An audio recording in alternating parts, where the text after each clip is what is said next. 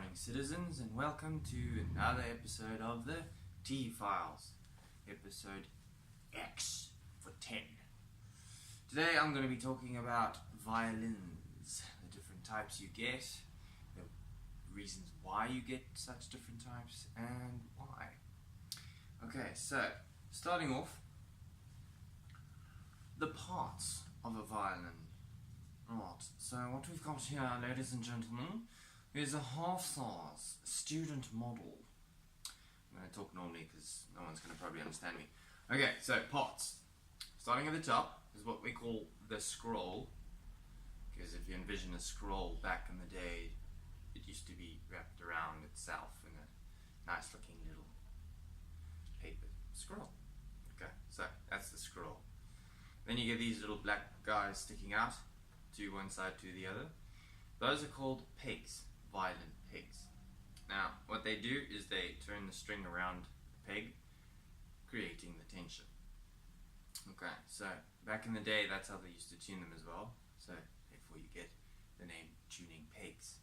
Okay, so tuning pegs. Then you get this little black guy over here, the fingerboard. Now on acoustic guitar you'll get a fretboard, because it's actually got those metal things called frets. On this guy, you don't have any. How are you gonna play it? Oh my gosh! You can see that there is no metal objects whatsoever in this violin. So you have to have precision when playing this thing. Okay, so fingerboard. You'll get the neck nut like a conventional guitar would have. So that's that. Okay, then you've got this floating little piece of maple over there. You see it? Go. That's called the bridge. That's made from impregnated, careful now, impregnated maple. So they actually infuse the glue with the wood to make it stronger, because it does take a lot of tension. Okay, so bridge. Then you get the tailpiece, this little guy here. He gets wrapped around the violin peg, another peg. That's just the gut peg, or whatever you call it, which is, if you can see there, that little black strand, that's called the gut, which we'll get into later. And then the chin rest, this little black guy over here. Call it a chin rest because you rest your chin on it. Okay. Then fine tuners, these little silver guys. Now they call them fine tuners because when tuning it up here, it goes yeah. So the fine tuners allow you to tune it better and more precisely. Okay. Then you got your F-holes, which you normally find on jazz guitars as well, but yeah, that's basically the sound holes that allows the sound to come out. Okay, so, and then you got your top, sides, and back, just like you would in a normal acoustic guitar. Alright, so this particular one, like I said, is a half size student model. So what I mean by student model is the top is not solid, neither is the sides and back. So it's just a standalone entry-level violin. Okay. They normally come with cases and bows and all that kind of stuff, which we'll get into later. Okay, then you move on to your higher grade ones, like this one over here. Obviously, size difference, this is now full size.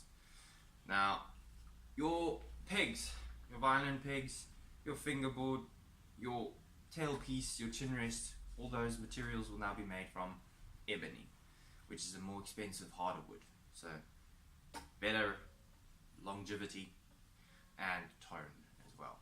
Because if you envision, ebony is very hard, the resonance is better, the sustain is better. You catch my drift.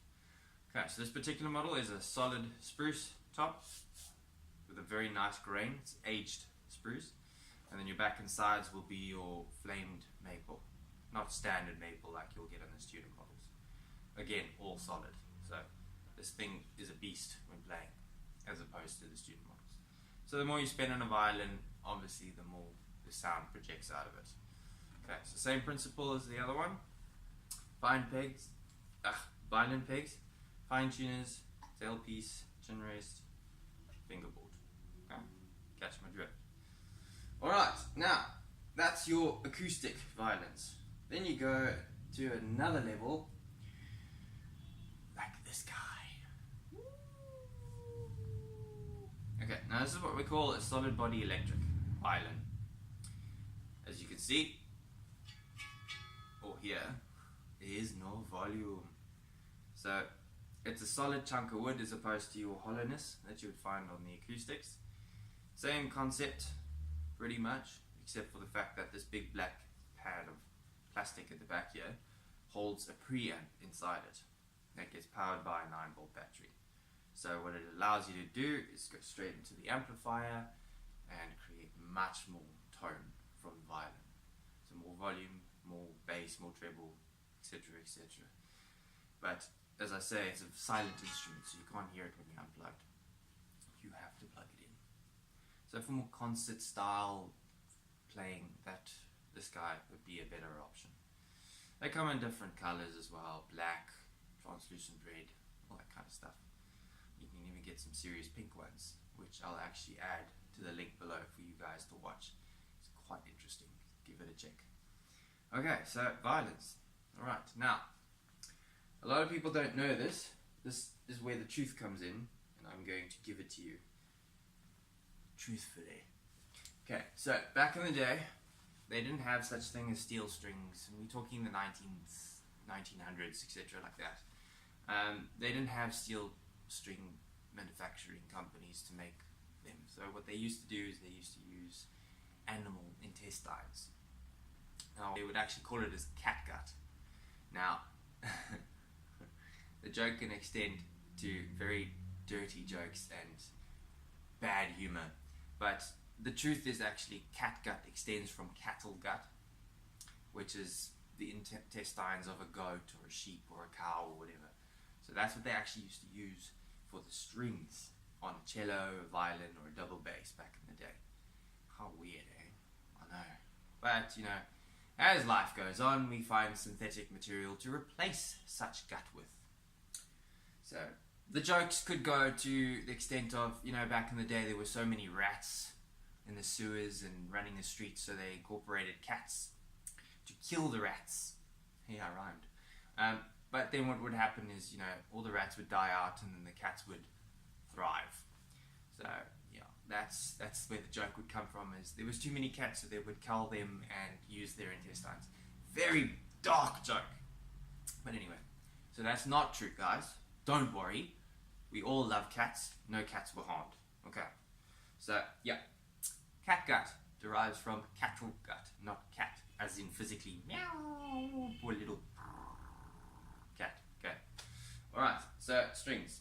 That's where they used to come from. Now, when playing your violin, you get what they call a violin bow, which has actually got Mongolian horsehair or synthetic material nowadays attached to it. I don't have a sample for you because I didn't think this far. I'm so sorry. But what that does is it allows you to actually create friction on the strings so that you can make a clang, yeah, that kind of sound. But what you need to do is put rosin on the bow, which is actually like a tree sap material. So you rub it on the hairs of the bow, you do it a couple of times, maybe 5 minutes, until it creates a powder substance on the hairs that allows the violin to make noise on the strings. Okay, so, and then you get another thing called a shoulder rest. Again, I don't have a sample for you. I should have seriously thought this through. Anyway, that sits on the shoulder to elevate the violin. So when holding it, you're practically doing this kind of thing. So if I was to push it down, I would be pushing down quite substantially and it would be feeling uncomfortable. So what the shoulder rest does is it just elevates the violin a bit more so that you can feel more comfortable. Alright, violins. Simple as that. Enough said, yo. Alright, that's episode 10 for you guys. Stay tuned for scenes from our next episode. Yo, have a great day, and remember, if you can't do it right, carry on. You will get there. Okay, so good luck to you violinists.